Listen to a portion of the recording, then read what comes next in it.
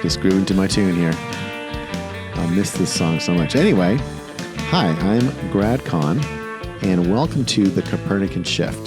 Today I'm going to talk about brand authenticity. And I saw this great article. It was actually sent to me by someone I work with, and it's from Gartner.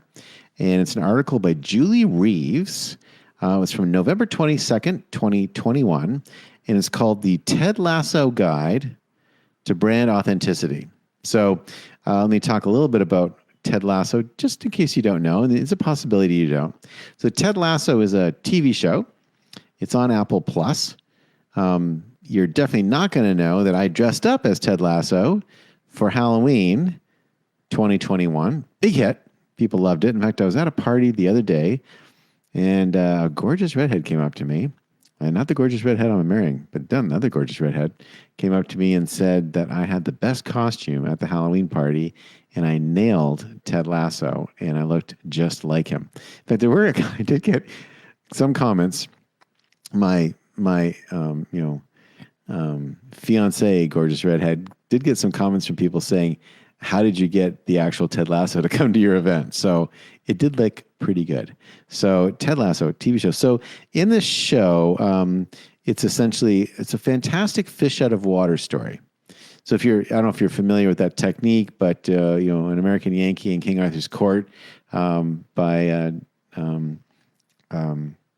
Mark Twain would be a good example of that. It's a classic storytelling technique where you take one character, put it into an unfamiliar environment, and let hilarity ensue, often used in comedy situations.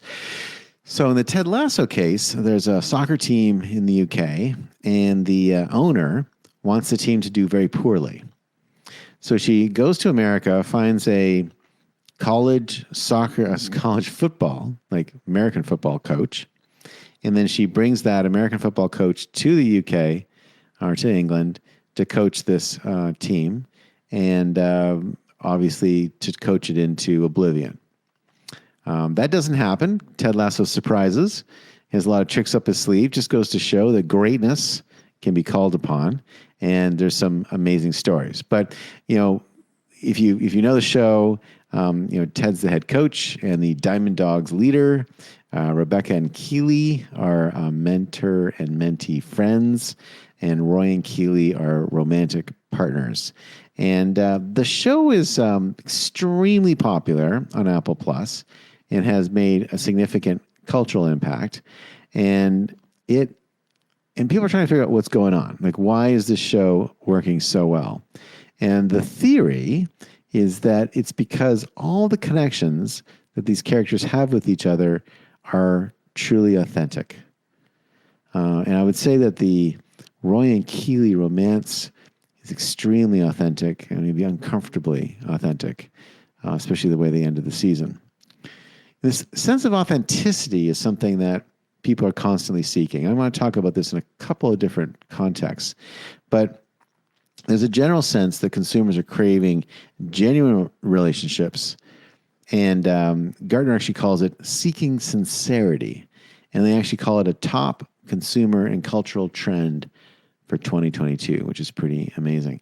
And I think there's the feeling here is that the world's becoming more complex, more connected, and more challenging and faster. The more humans that are connected, the more rapidly we innovate, the more quickly we come up with new ideas. And so people are almost retreating to sort of straightforward and authentic interactions with each other and with brands. I think there's a lot of this going on. I think it may be driven in part also by the rise of social media, where the people that you're reading and the posts that you're reading are very authentic. They're from your friends. The pictures that you see are very authentic. They're pictures on their phone, of their families or of a situation or of a sunset or whatever. And increasingly, what I'm seeing is a gap between the media that people consume and the content that's being produced by companies. And we have to be very careful about this as organizations, because if we keep cranking out, like super slick and super voice-y type of stuff, it'll seem increasingly distant and disconnected from the highly authentic, slightly misspelled, sort of quirky stuff that everyone's consuming every day with the UGC casual photos all done on an iPhone. And I've been on this bandwagon for a long time. Nudge, nudge, wink, wink. Allison Tintle, are you listening? And I actually think I was right about this a long time ago. I think I'm really right about it now, which is the human brain is an averaging machine. There's a really great study, which was, what is beauty? How do we determine beauty? Good question, right? Like, what is like, that person's beautiful, that person's maybe quirky, that person's maybe like, ooh, not beautiful. Well, how do we know that? And it does seem that we're generally in agreement across the 7 billion humans on the planet what ugly, quirky, and beautiful look like. It's not a hard one for us to figure out. How is that? How is that possible? And that standard has changed. So the cover model for Vogue magazine in 1955 is very different looking from the one in 2022. And the one from 1955, not so much. What's going on? So they did a very interesting scientific study. They took a hypothesis, and the hypothesis is the human brain is an averaging machine,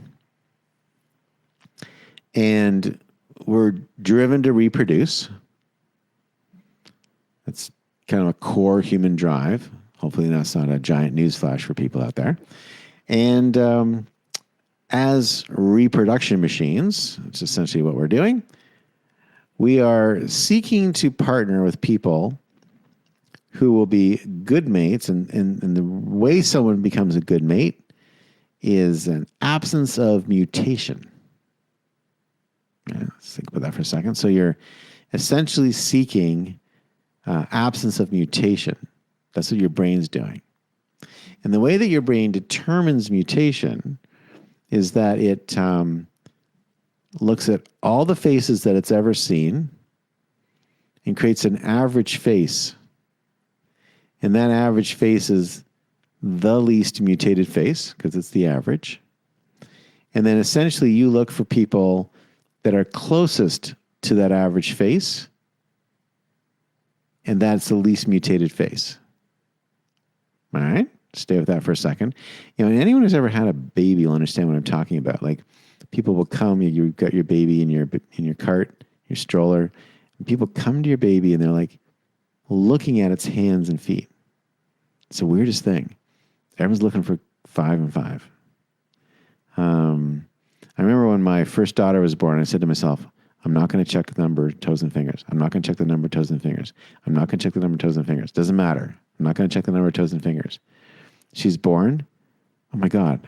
The first thing I did was check the number of toes and fingers. I couldn't help myself. I couldn't stop. So this is DNA level stuff, right? So they took this as a hypothesis, kind of an interesting hypothesis. And what they did is they took about 1,000 faces and they had people independently rate the beauty of the faces. Then they morphed those 1,000 faces into 500 faces. People were asked to rate the beauty of those 500 faces, and they kept doing this. So what they found that each stage, as they morphed the faces, so essentially averaged the faces together, the beauty rating went up until they got to one face, which was morphed from 1,000 faces. And guess what? Highest beauty rating. Completely supported the hypothesis. Now, what's happening in society is that at one point in time, all the faces we'd ever seen were the faces in our village. So there would always be a most beautiful person in the village because there'd be an average or someone close to the average. Our village has gotten bigger, a lot bigger. So as our village has grown to encompass the entire planet, and the faces we see are from more places and different cultures and different colors and looks and feels and all that kind of stuff, our average has changed. So if you look at a Vogue color cover model today, the skin is darker, more closer to an average. It's like a Sasha doll, if you ever know what those are. All the features, like everything's now more averagely human. The Voyager satellite that was sent out had an average human on the gold plate, meant for aliens to read and know where to find tasty victuals. A little map of where Earth is. So when Voyager gets captured by aliens, watch out. Anyway, so coming back to this. So this is what's going on with the human brain. And so as we think about this idea of, what is authentic, our definition of authentic has changed because we're consuming thousands and thousands of images from social media that are essentially UGC. So when I look at that corporate picture, it's increasingly looking fake. And I can tell because it doesn't look like the average. Human brain's an averaging machine. Okay. I hope that's reasonably clear. I'm happy to dig into that a little bit more in the future, but let's just stay there for a second. So what makes an authentic brand? So we're looking at this world where we're sort of surrounded by authenticity. How do we make sure that the brands that we're selling and the organizations and the shows feel authentic as well? So when you watch Ted Lasso, what's interesting about that show, and the reason it feels really authentic, is it's stumbly. It's awkward. It's shot very interestingly, very first person. They're very deliberately, very modern in the way they approach that show. It feels real. And it's messy. And it's uncomfortable. It's all these wonderful things that make it feel real. So in the article that Julie Reeves published, and I'd encourage you to read it, she actually comes up with a set of things. She has like 1, 2, 3, 4, 5, 6 things that she says what make a brand authentic. So she lists them as clarity. She very cleverly, by the way, used a C for each one of these. So clarity, consistency, caring, curiosity, communication, and confirmation.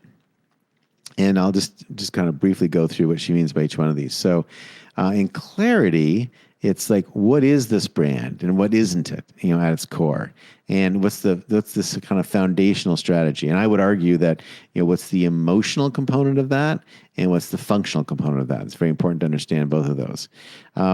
Ted Lasso is a coach who cares more about helping his team be the best versions of themselves on and off the field. That's his thing. Regardless of the win-loss record. And it's got some consequences, some good and some very, very significantly bad. But it is authentic, and he stays with that and doesn't change. And so, what choices and what clear choices is sort of your brand making? Consistency is the second one, which is, how authentic are you and how consistent are you when you're talking to different audiences? So if you're talking to your friend, if you're talking to your lover, if you're talking to your child, if you're talking to your boss, like, are you the same person or are you different people? I had a very interesting evening on Sunday. I'm not going to get into all the details, but there was a moment in a discussion I was having with my fiance where I was trying to tell her a story that there was a point to it, and never did actually get to finish telling you a story, but there was a point to it. And apparently, she'd heard it before, so she didn't want to hear it again. But the interesting thing is that she didn't like that I was telling her this story because she felt that I'd made a tonal change. She felt like I was presenting to her, not talking to her. It was very interesting, and so she couldn't accept or even listen to the content or even understand kind of where I was going with it because she felt that I had lost authenticity with her. It's a fascinating moment for me. And I learned a lot from that. So there's this idea of, are you the same person with everyone in your life? And thinking about Ted Lasso, if you watch it, is he's the same person, whether he's talking to his players or the other coaches or whether he's talking to the press. He never changes. You always know what to expect from Ted Lasso. Knowing what to expect from a brand is really important. The third thing is caring. So he genuinely cares about his team members, and they believe that he does. He remembers their birthdays in a really authentic way. Are you trying to create a deep relationship with your consumers, or do you just try to sell them something? This idea of caring and caring about them, you can't fake that. And that does drive the need for things like a really robust customer data platform, or CDP, really robust interactions across social media. Like, you've really got to connect with people in a really authentic way for them to really believe that. It's tough to do, but the rewards are significant because it makes your brand more genuine. The fourth thing is curiosity. How do you develop an authentic relationship with your consumers? Well, be curious about them, care about them, want to know them. There's Ted Lasso quotes Walt Whitman and says, "Be curious, not judgmental." I think it's pretty cool. Why do people care about this product? What are people doing? What are you learning about them? And curiosity actually is genuinely a great skill to nurture in you from a career standpoint or any other part of your life. The fifth thing is communication. So brands are getting better at two-way communication. We call it mass one-on-one here at Copernican Shift. And that's a really important part of making sure that customers care about your brand because you're responding to them. And so today, consumers will post things on multitude of different channels, from TikTok to Twitter, and they expect to be responded to. And they want that response in 5 minutes. And if you don't respond to them, they will start to dismiss your brand or think that you don't care about them. Even worse, if you respond to them in a form letter way, and I've got some good examples of this, that's almost even more irritating because now we're really disrespecting them. But if you can respond to them one-to-one and answer their questions and do it in an amusing way, it's amazing. Take a look at the real Mark Hamill. He does an incredible job of this and drives great fandom as a result. The final thing, the sixth one, is confirmation. And so there's a lot of stuff around employee advocacy, getting your own employees to tell the story of the brand. If you are an authentic brand and people want to tell that story, they'll share it. Interesting little fun fact, at Sprinklr, 83% of the employees were sharing their stories, sometimes about 2.5 times a week. That's a pretty incredible stat. You see that in different places at different kind of varying numbers. But if you've really created an authentic brand like Sprinklr did, you've got something really worth talking about, and your employees will want to talk about it. So, Julie closes the article by saying, as Ted Lasso has shown us, being authentic isn't always easy. It is a commitment, but it pays off in the long run. And I'll just stress that, there's a bravery here. There's a bravery here. There's a vulnerability here. But if you don't do it, I don't think you're going to be relevant. Not in the next decade. People are reconnecting in ways that they never could before. Yeah, I would say that it's pretty interesting. It might be an awkward word. Interesting is an awkward word for this particular subject. It's a better word. Encouraging, inspiring. It's been inspiring to see how the Ukrainian defense has been using social media to win the media and propaganda war against the Russians. Pay very careful attention to what they're doing. The Russians are running their usual disinformation campaigns, which getting a little tired and kind of like, oh, here we go, Russian disinformation again. The Ukrainians are doing stories, showing people, talking about, brave standoffs, letting captured Russians call their families and connect with their families back home. Like, the Ukrainians are really leveraging social media to create a completely different reaction globally. And they are driving global opinion in a very positive way. And, let's face it, they're a free democracy battling a brutal dictatorship. So, it shouldn't be that hard. But, it's actually kind of amazing that, we were not more on this. The Ukrainians have been threatened by the Russians for several years now. We let the Crimea just slip away.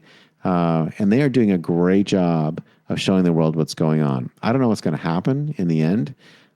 It's tragic to watch and disheartening to see traditional war return to Europe. But in the end, I do believe that there will be a victory of sorts by the Ukrainians because of what they're doing to channel authenticity, to channel real humans. They're putting faces on this war. They're putting faces on this tragedy. And that's very powerful. And that is the difference in the world we live in today. For the Copernican Shift, I'm Grad Conn. I'll talk to you next time.